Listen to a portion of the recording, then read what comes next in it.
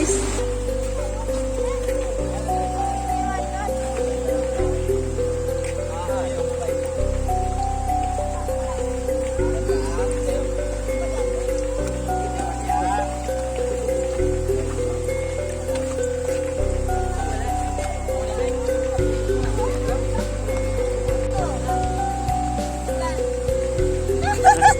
Apa tuh? Anak Ciput.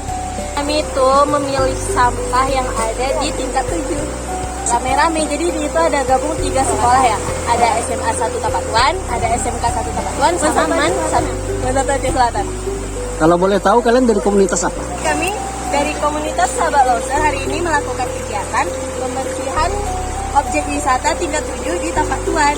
Dan kami melakukan observasi terhadap satwa yang ada di tingkat 7 dan tumbuhan yang ada di tingkat 7. Bye! Bye guys!